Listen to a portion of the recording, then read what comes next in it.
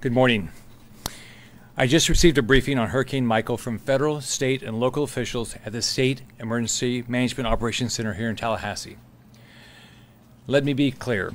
Hurricane Michael is a monstrous storm, and the forecast keeps getting more dangerous, and we're now just 12 hours away from seeing impacts. Again, Hurricane Michael is coming to the panhandle, and impacts will start in just 12 hours. The time to prepare is now. Yesterday, I formally asked President Trump to issue a pre-landfall disaster declaration that will allow us to draw down more federal resources. Once this is approved, my office will get that information to you. I also spoke with the President yesterday. He committed to provide any federal assistance Florida may need. We have declared a state emergency in 35 Florida counties. This allows state, federal, and local emergency managers to be able to quickly respond to this disaster. Yesterday, I announced the closure of state offices in the 35 counties currently under our emergency order. I've spoken to FEMA Administrator Brock Long several times, and a team from FEMA is here in the State Emergency Operations Center and providing federal assistance. That includes experts from Homeland Security, the EPA, the Department of Defense, Health and Human Services, and the Army Corps of Engineers. At my direction, the State Emergency Operations Center is fully activated. This means the State Emergency Response Team is on 24-hour response. We are 100% focused on preparing for Hurricane Michael. Here's what we know right now. The National Hurricane Center has active hurricane, storm surge, and tropical storm warnings and watches along the Gulf Coast. A hurricane warning is in effect for the Gulf Coast of Florida from the Florida-Alabama border to the Swanee River. A tropical storm warning is in effect and extends from the Swanee River south to Citrus County. A storm surge warning is in effect for the Gulf Coast of Florida from the Okaloosa-Walton County line to the Anclote River. Hurricane, tropical storm, and storm surge watches remain in effect for much of the Gulf Coast, and Tampa Bay remains under both storm surge and tropical storm watches. We also now have a tropical storm watch from Fernandina Beach north to the Georgia border. As the storm approaches, there will also be a significant threat of tornadoes. It is critical for you to listen to local news reports. Hurricane Michael is a massive storm that could bring total devastation to parts of our state, especially in the Panhandle. Think about the destruction we've seen before with storms like Hurricane Irma. Hurricane Michael poses a deadly threat, and as it grows stronger, we can expect it to make landfall as a major Category 3 storm on Wednesday along the Gulf Coast. The Panhandle and parts of the Big Bend will likely see winds in excess of 110 miles per hour. Think about that, 110 miles per hour. Pensacola could see sustained hurricane-force winds of 75 miles per hour or more. Tallahassee could see sustained hurricane-force winds of 75 miles per hour or more. Again, Hurricane Michael is forecast to be the most destructive storm to hit the Florida Panhandle in decades.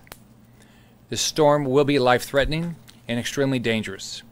We're expecting 4 to 8 inches of rain, and some areas might see 12 inches of rain. The storm will bring torrential rain to most of the Panhandle and Big Bend, which means flooding will be a major issue. Again, prepare for major flooding from this storm. Hurricane Michael will bring deadly storm surge to many areas, even those outside the path. The National Hurricane Center is forecasting storm surge to be between 8 to 12 feet between Indian Pass and Gulf County and Cedar Key and Levy County. That means the water will come miles inshore and could easily be over the roofs of houses. Think about that, 8 to 12 feet. 8 to 12 feet of storm surge is deadly. I cannot stress enough how dangerous this storm surge will be. And just think about it. We've seen with just tsunamis where it's just 3 feet, and that's deadly. So 8 to 12 feet is absolutely deadly. Between Cedar Key and the Crystal River, we're expecting to see 6 to 8 feet of surge. Much of the rest of the Gulf Coast will see between 2 and 6 feet of storm surge, which is still life-threatening. Think about it this way. If the storm hits near Panama City, the Tampa area will still see life-threatening storm surge. You cannot hide from storm surge, so get prepared and get out if an evacuation is ordered. Every family must be prepared now. Remember, we can rebuild your house, but we cannot rebuild your life. Take this seriously and keep your family safe. Here's what the state is doing right now.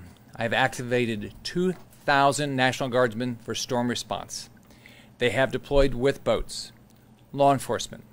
Fish and Wildlife is responding. Fish and Wildlife is actively monitoring Hurricane Michael and ready to respond. 120 officers are ready for deployment. They will respond with a variety of specialized equipment, including shallow draft boats, ATVs, airboats, and four-wheel drive vehicles. The Florida Highway Patrol is making nearly 350 troopers available for deployment across the Panhandle, and they have transitioned to 12-hour shifts. Law enforcement will also be manning bridges to make sure that when conditions become too dangerous, the bridges are closed. Listen to these officers. Law enforcement around our state are heroes, and so many will be leaving their families and placing themselves in danger during the storm to help others. We are so grateful for their dedication. Transportation. The Florida Department of Transportation is actively monitoring Tropical Storm Michael, or Hurricane Michael, and is preparing crews in anticipation of landfall. To help with evacuations, I directed the Florida Department of Transportation to waive all tolls in the Panhandle.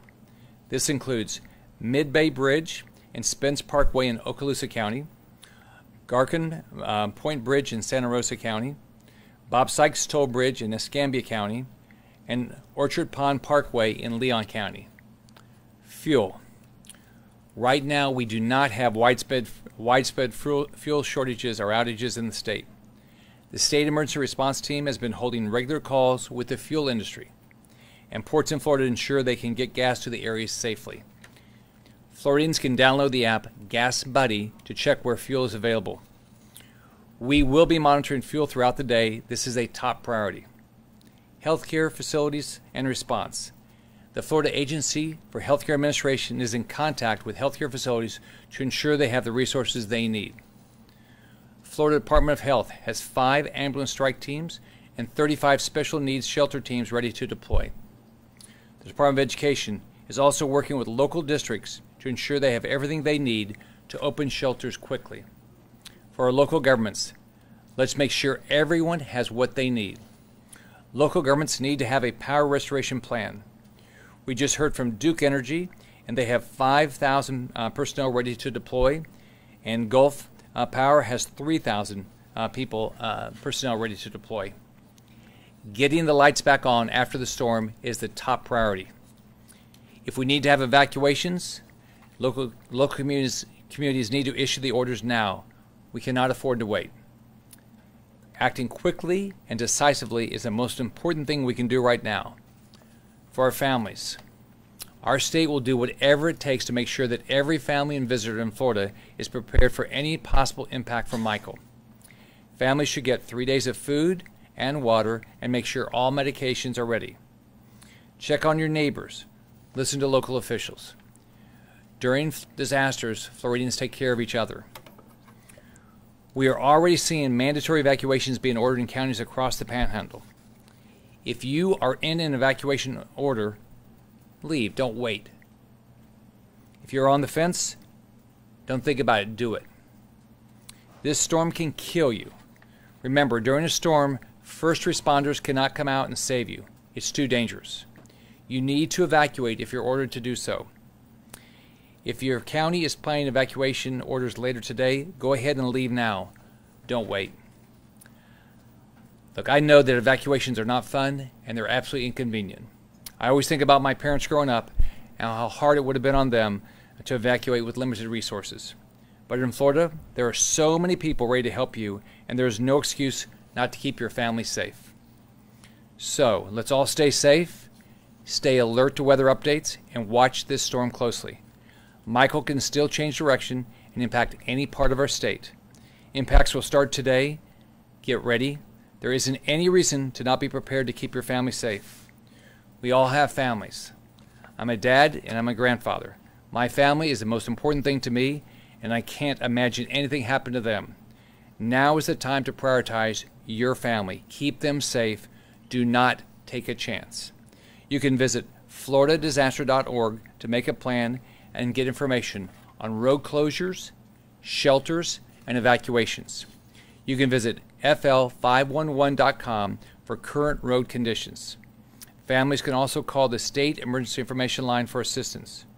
You can follow at FLCERT or at FLGovScott on Twitter for live updates on Tropical Storm Michael. Con la llegada de este huracán, lo más importante que cada familia puede hacer es tener un plan. Familias deben tener por lo menos 3 días de comida, agua, medicamentos y otros suministros esenciales. Haga un plan hoy, esté preparado. I'm glad to answer any questions. During Hurricane Irma last year, sir, you guided the state through a massive evacuation from here. My question is, I'm referring to your statement a minute ago, local communities need to issue evacuation orders. Why is evacuation in this storm solely a local responsibility, not the state's? Sure. The primary responsibility is locals. Here's what I'm worried about right now is I think a lot of people have been through 110-mile-an-hour winds. They've been through 12 inches of rain. I think what's different about this storm that really concerns me is the storm surge. We have a chance of 8 to 12 feet of storm surge. I will hope everybody takes that seriously. Even 2 to 4 feet of storm surge is deadly, and so I want to make sure every local community is thinking about their evacuation orders. Governor, do you feel that the local communities that are in harm's way are prepared for this? Do you feel confident that we're walking into this last day, that these local communities are ready to go and they're online? I think everybody. I've been talking to mayors. I've been talking to county commissions. I've been going around the state. I think people are taking it seriously. I think the thing that concerns me the most is the storm surge right now. But this, we all know this thing came up fast, and it wasn't like Irma where we had quite a bit of time to prepare. So and I know people are working hard to get ready. We've been making phone calls to, I've been making them, and others here have been making phone calls to sheriffs all across the state just to make sure people are ready. Governor, what about shelters for the evacuated areas? If all the decisions are local, how will you know that there's enough shelter space for the people that are evacuating? We work on it. We're working with the locals to make sure if there's shelter needs, that 1, we get them open, and 2, that we get them staffed. We're working both with our local communities and with the Red Cross and with the National Guard. If you go back to Irma, what ended up happening, we worked to open up shelters. Most of them are in our schools, and so that's one thing that Pam Stewart's working on, to work with our school districts. And so what happened, if you remember what happened then, I think it was over 700 shelters. And so the National Guard was a big key when we got those things, got them opened. And then the Red Cross was also a big part of it, and then we were able to get more volunteers in. Governor, looking at special needs shelters, is that squared away too? We have enough? We're going through county by county to make sure we have all the shelters we need.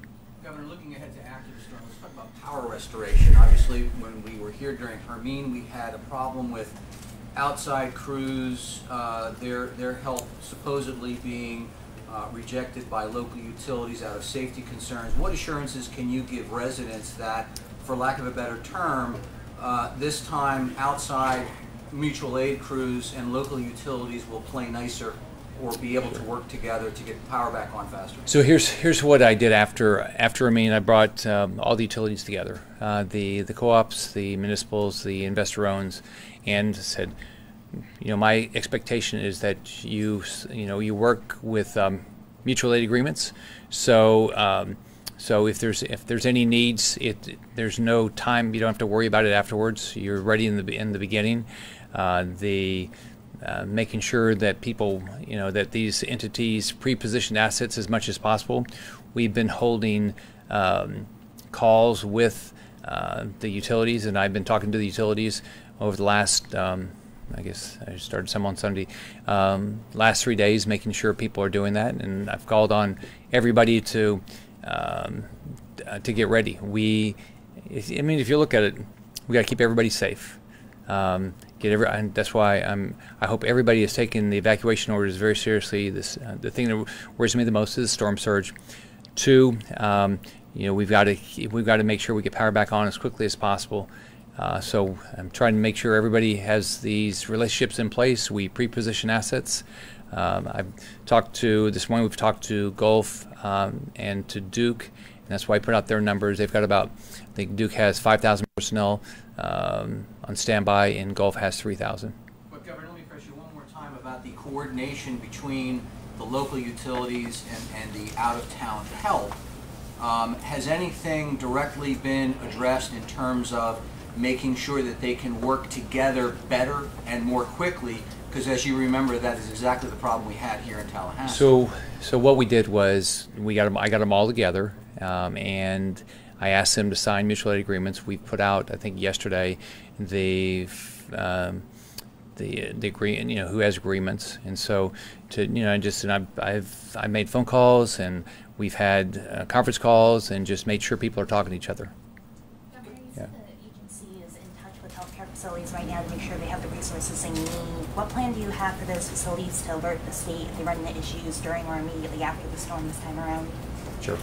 The State Agency for Healthcare Administration has been making phone calls to all of our healthcare facilities, making sure to ask them if they have any unmet needs and seeing what help they might need, and then make sure they're accessible to make sure that if there are needs that we do it as quickly as we can. But my expectation is if you're a healthcare facility, you have a responsibility to take care of those patients, and so. I did an emergency order after Irma, and then we got legislation passed, and my expectation is people comply. Governor, this is sort of touching on Steve's earlier question. It seems like with Irma, it was this orchestra, 6 million people, that were evacuating. Stores were shut down. There was only fuel stations were left open for a while. It seems like, especially Tallahassee, it's kind of it's a little bit looser. People seem to be taking more in stride. Does that concern you at all, or do you think that everyone is on the same page here with addressing the storm to make sure that everyone's staying safe? Eric, I'm gonna do everything I can to get people to focus on this storm. Get people, every family's got to think about their own safety first and do that. We're making phone calls. We're doing everything we can to make sure everybody's focused on getting ready, and then we're going to do our job. Once it happens, be ready to try to help with recovery as quickly as possible. But my first goal is to keep everybody safe. We all think about our families, and I think about, I want to keep my family safe, but I want everybody to keep their family safe, and that's my first goal. And I'll be traveling up today to some communities, and what the whole message is, you've got to listen to local officials, and you got to keep yourself safe. This is a devastating storm. The state has experienced winds before like this and rain like this. The storm surge could be historic. All right, thank you guys so much. Thanks.